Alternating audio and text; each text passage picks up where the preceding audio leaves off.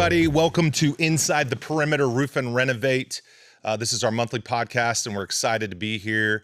We've got some exciting content this month. This is going to be one of the best episodes you've ever listened to, so you want to dial in.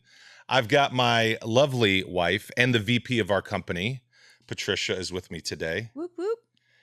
And we came in with a plan for today, and we've completely scrapped that idea. And we are going to be sharing the story of how we met and the drama that unfolded that ultimately led to us getting married and having 3 beautiful kids, and what led us to today. Like, hey, we're running a roofing company together. Mm-hmm. We're conquering the world by making Lynchburg and this area beautiful again by renovating people's homes.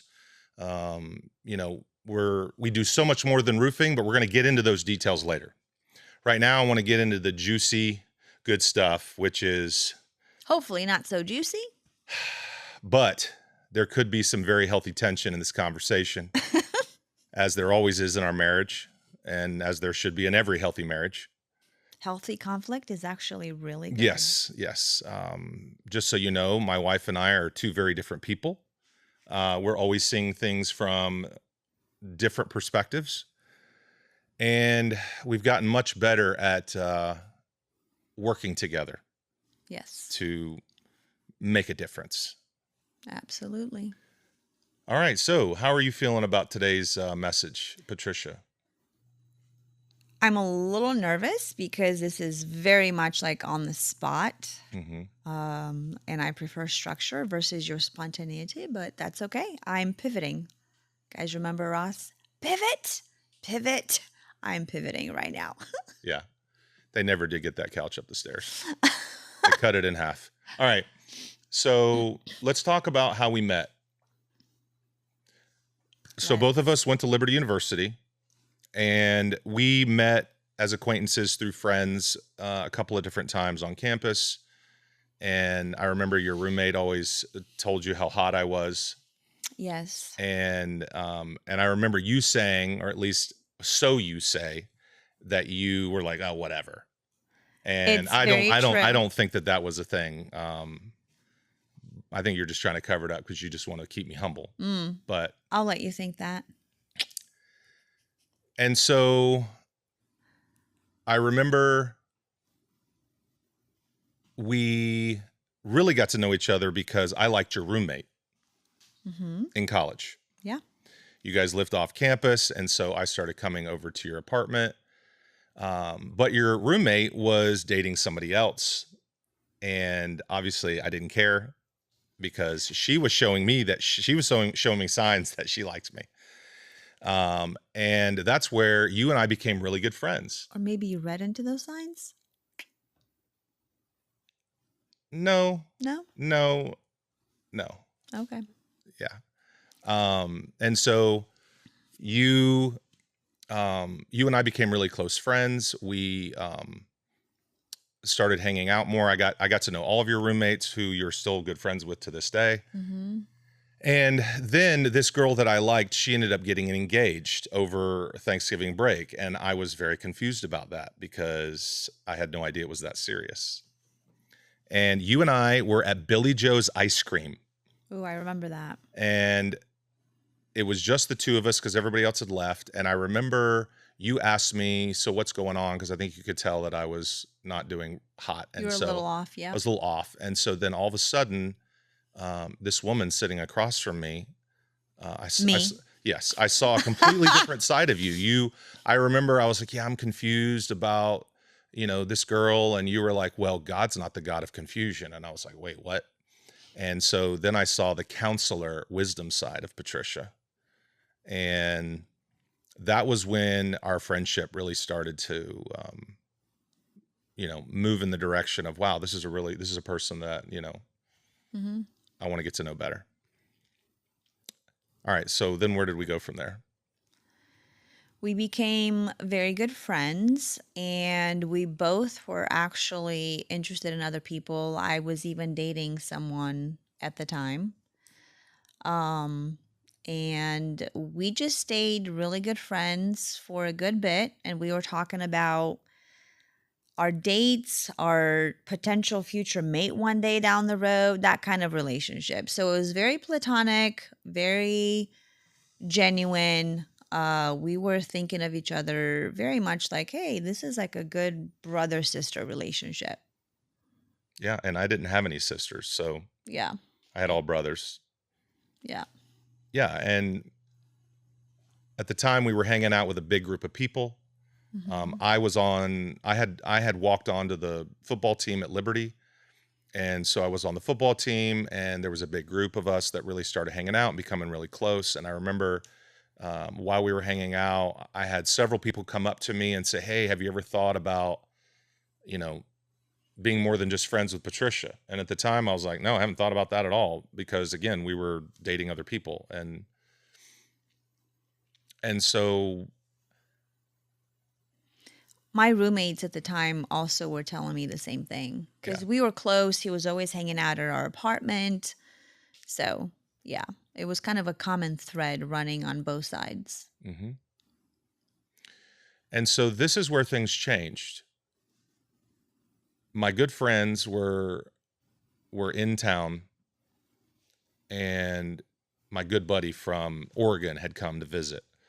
And I was hanging out with my buddies, and we were all getting ready to get into the car and go do something together. And you called me, and you were crying on the phone, and you said, and I said, "Well, what's the matter?" And you said, "Well, I had just broken up with my boyfriend, so I just said So she was feeling like him. she was missing her ex-boyfriend. Mm-hmm.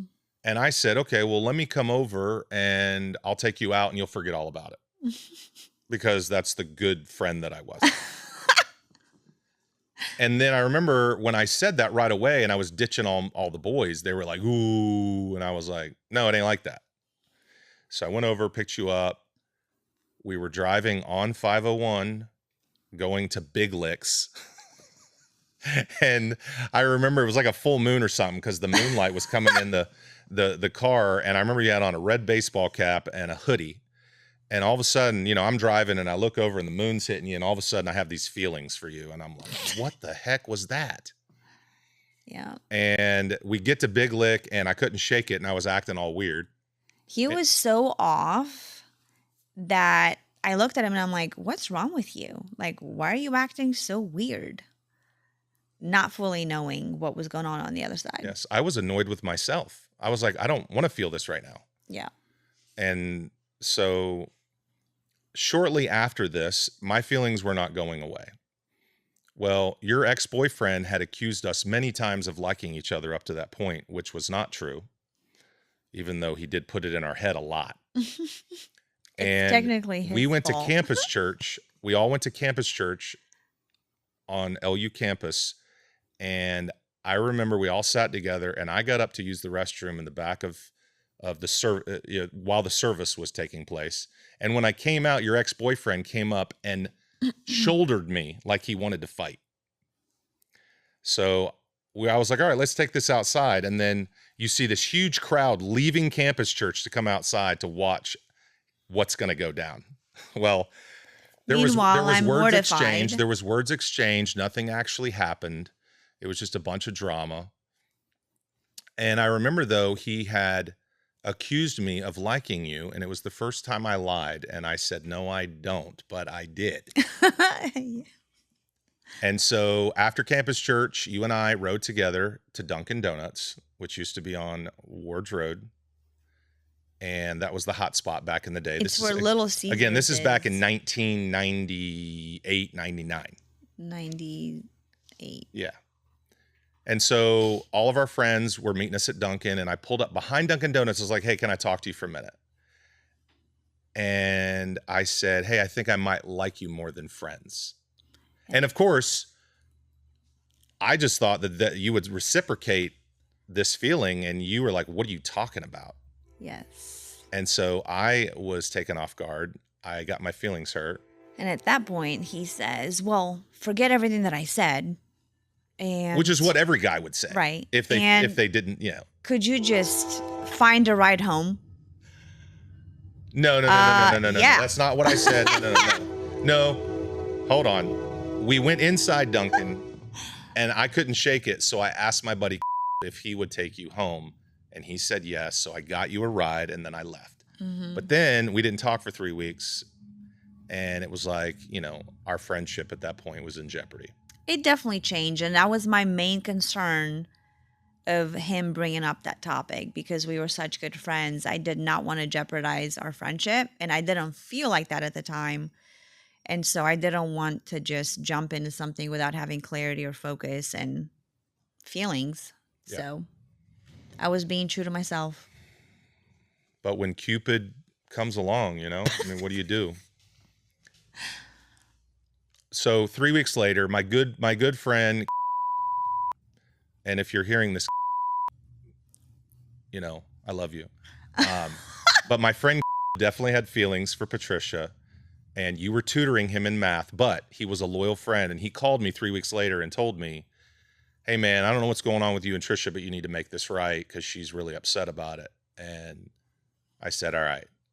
So I did the mature thing and I didn't call you. I just showed up to your apartment, knocked on the door and came in and sat on the beanbag like I always did and watched TV. It's like nothing ever happened. Right.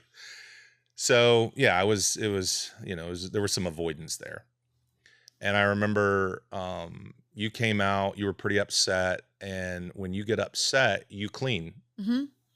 And you were doing laundry. And I remember you were throwing the laundry in the washing machine and slamming the door.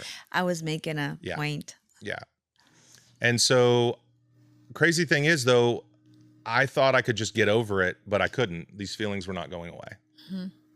And I don't remember the timeline between then and this and the next, was it fall break or Thanksgiving break? Thanksgiving break. Yeah. So this all happened right in the fall. So right at Thanksgiving break, I remember I came up with this plan. I was like, okay, I'm going to invite her to stay and spend Thanksgiving with me and my family because she had never stayed in Lynchburg for Thanksgiving break, always went home with her parents. And I was like, if she stays, I got a shot. Mm-hmm. I'm like, but if she says no, I have got to get over this. And as you guys know, the rest is history. She said yes, she stayed. But I remember it was very awkward that Thanksgiving because I'd never brought a girl it was extended family. It was like all my cousins and all the stuff. And I remember Trisha wore a skirt and like she looked hot, but maybe too hot for my family because when she showed up, like nobody could pay attention to Thanksgiving. And that's a bit dramatic. Oh no, that was 100% true. And I just remember like, who is this girl? And so we ended up officially dating like maybe a day or two after Thanksgiving. And I had asked you, what is the hesitation? And you said what? It was more so, I think, a parents situation because they were very much like, hey, we need to stay within our culture. We would like for you to date a Romanian, find a Romanian to marry, et cetera, et cetera. So I think I was afraid of that dramatic shift in the way that everybody's always done things. And they had very different perspectives of American marriages. And so that kind of played a part in it. So that was kind of what was keeping me back. But we hung out all day in Roanoke that Saturday over Thanksgiving break, and you were acting really weird again. Well, I was flirting. He was flirting, trying to hold my hand, the whole thing. And I was starting to catch those vibes like there's something going on here. Like, what is going on, And so that night we had that conversation, and it naturally progressed from good friends and talking about it to, I guess we're dating. It literally just... Because I was so irresistible. That's how it happened. Yes. So yeah, and that was November 29th of 1998. Yeah. So just to give a little context before the next phase of drama, you grew up in a pretty stable home, right? Your dad was very consistent,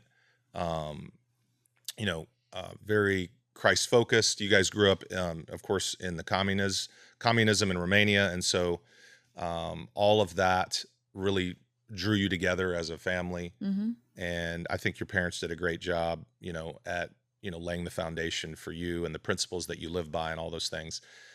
My family was not as stable, right? Mm-hmm. Moved 43 times, was always the new kid in school, didn't have a lot of leadership or oversight. So, was, definitely unsure about life and what was ahead. Mm-hmm. And obviously that led to character flaws in me as a young man. And so I was unsure of commitment. I was unsure of, um, there was more confusion in my life than there was yours. Mm-hmm. And so, I would say that's correct. yeah. And so what led up to, I guess we dated for the next 11 months. And during those 11 months, I broke up with you, what, 3 times? Twice until the. Yeah. So maybe I was dramatic at times and letting my emotions get the better of me. Mm-hmm. And I basically was just messing up our relationship. Mm-hmm. And then when you were graduating, because you were a December student, I was like, oh my gosh, I'm either going to have to get married or this isn't going to work out. And so, at the time I just decided, let's just break up. Yes. So that was my gift for graduating Liberty.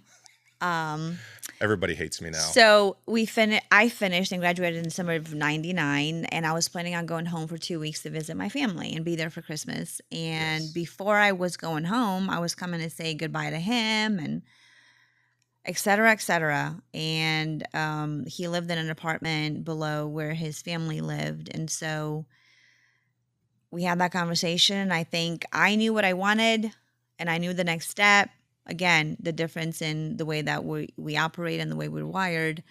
However, I think because of his fears and instability in his own family, he was afraid to make that next step. And so he said, I think it's better that we just break up. Well, some of that, though, was, so we were both Christ followers at the time. Mm-hmm. And, in hindsight, I did feel like, we were supposed to be together. But I think that our eyes had come off of Christ in that season of our life, and they were more focused on you and I than they were the Lord.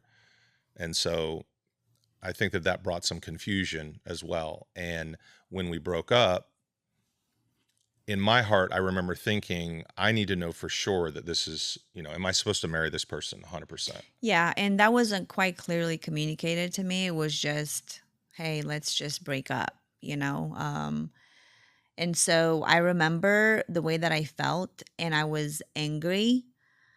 I don't usually cry and get emotional. I got angry and I walked upstairs. His mom was there, my sister-in-law was there, and I told them what happened. I never shed a tear. And his mom was crying. My sister-in-law was very upset because I loved them. And his mom was like, I'm so sorry. I don't know what he's doing. And she was more upset than I was at that point. I walked out the door and I slammed my finger in the door, and that hurt. On accident. On accident. Yeah. That was very painful. And I was walking very angrily down the stairs of their, little walkway. I also twisted my ankle. So not only did she get hurt emotionally, she also left physically injured. And I left with both emotional hurt and physical hurt. And I got home, and I didn't cry until I got home into my room and processed the feelings. Yeah.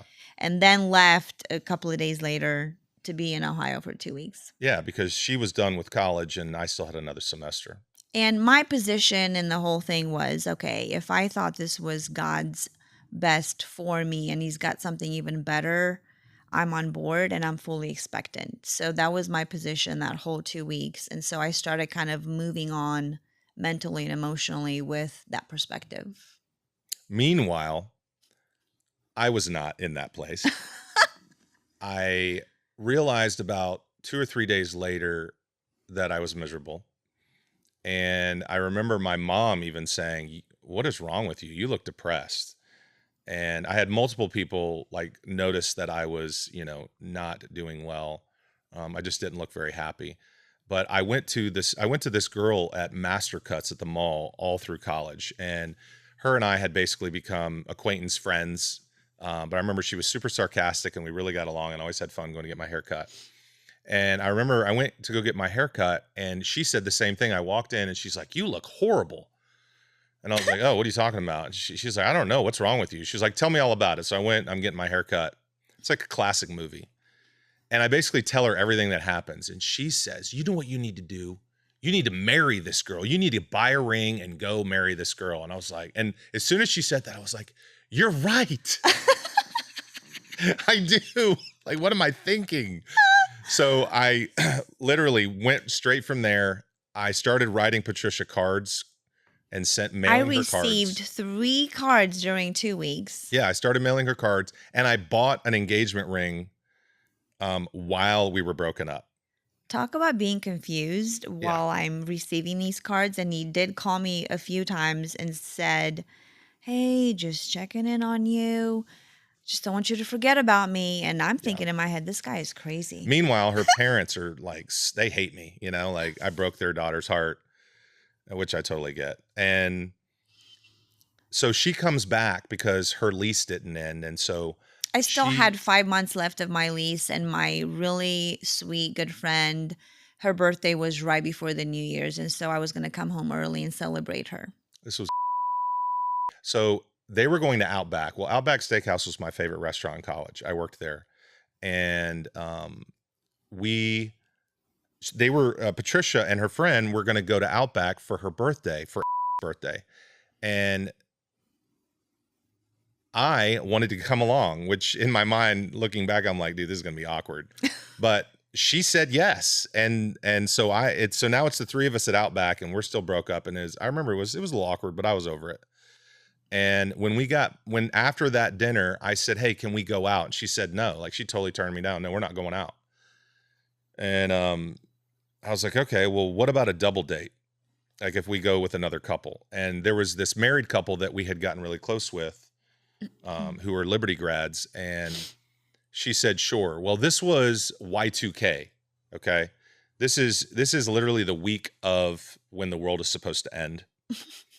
And I was like, what better time to take the risk of getting engaged if the world's going to end anyway?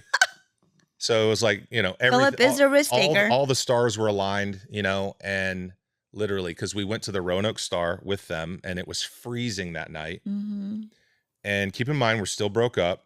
This is the first time I'm asking her to go out since we broke up 3 weeks earlier. So I remember it was windy, it was cold. We're up on a mountain in Roanoke. We're watching fireworks. We're waiting for all the power to go out because that's what everybody thought, like the power grid's going to go out. I get down on bended knee while we're watching the fireworks. Meanwhile, our friends are laughing like they cannot believe what I'm doing. And they're taking pictures. They have, I thought they had a camcorder because this was back before real smartphones. They just had a camera.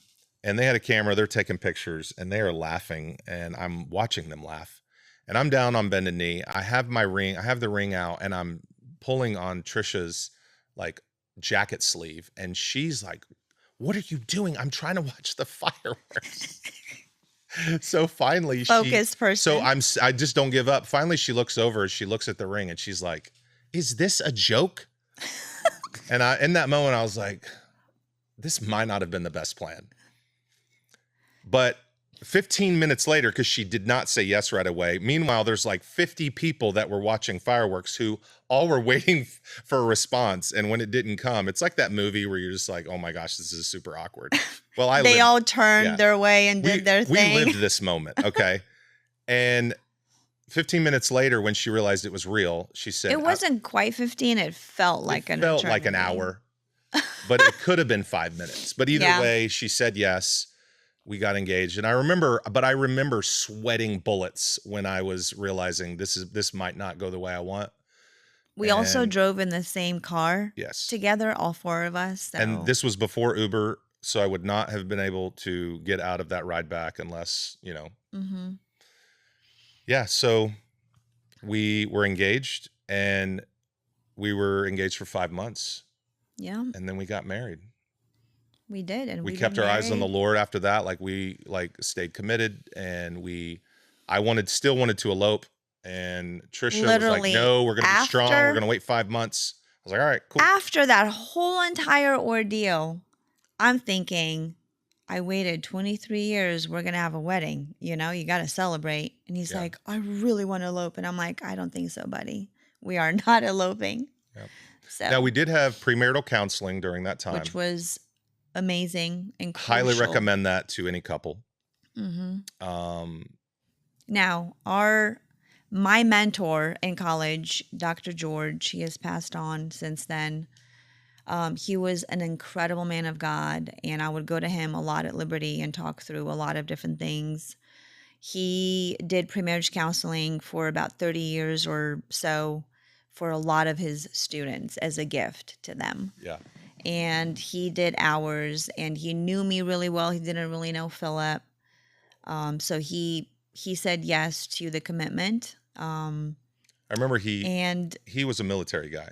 yes, yeah, And I'm not a military guy. very structured, And I'm not super structured.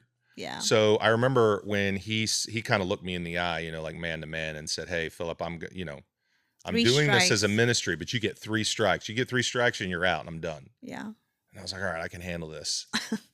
And I remember, like, one, you had to do your homework before each one. You had to be on time, you know, all the things that I tried to get out of in college. And I remember one week I did not do my homework, but he never knew it. I was able to, like, you know, He was gracious convince him to that you. I knew what I was talking about. He was definitely onto me, sure. Yes. But his main concern when we started premarriage counseling was that you guys are such different people, and you're also firstborns. Both type A. Both type A, Both lions. driven. I'm going to do my best to make sure that this is a good, aligned relationship. And if not, I'm going to try to break you up just so you don't end up in a divorce. And I was like, oh. Yeah, that's what he said his number one objective was I'm going to try to break you guys up. I was like, oh. So he didn't think it was going to work. And look at us, 26 years in, by God's grace. Yeah. Yeah, and it is very unusual to have 2 firstborns married to one another, right? Because firstborns tend to be, you know, more dominant, more of a leader, more outspoken, more opinionated. And all those things are true of both of us. Yes. And we've learned how to temper some of that in order for us to work well together in any kind of area of our life. But also, you know, a lot of growing pains. Oh, yeah. A lot of marriage counseling. Yes. And probably the biggest principle that we've learned that's helped us in our marriage, and I remember when I had the aha moment, was it's not about being right, which I know in my mind, I remember the way I used to think is somebody has to be right. So I'm either right or I'm wrong. And I didn't know how to move past that because I didn't feel like we could ever come to closure on a lot of our disagreements. And what I realized is that it has nothing to do with closure on a particular topic. It has everything to do with understanding. So as we understand one another, whether we come to an agreement or not, even if we have different perspectives, it actually draws you closer together in relationship. Yeah. And once I learned that, that really helped me. For sure. So we've learned a ton about one another. We've learned a ton about how to have a healthy relationship. And now we're working together, which is also very unusual. Yeah, we do pretty much all things together. We serve together at our church. We do ministry together. We work together. We have fun together. We travel together. So we've come a long way. Yeah. And we're enjoying life together. We're going to be empty nesters this year. And we're looking forward to that. All of our girls are staying local right now. It's bittersweet, you know. Looking forward is a stretch, but yes, bittersweet for sure. Yeah, so that's our story. That is our story in a nutshell. 26 years later, that's the other thing, is we were married in the year 2000, so it's very easy for me to remember how long I've been married. Yes. Just, well, what year is it? What a gift. Yeah, God knew I needed that. Yes. So we're hoping that this story kind of gives you insight into how we're wired, because we're wired differently. Trisha is a very literal person. Yes. I tend to be more sarcastic and jovial and less organized, but yet I'm organized in my own way. And, Mm-hmm. everybody has their things. Yeah.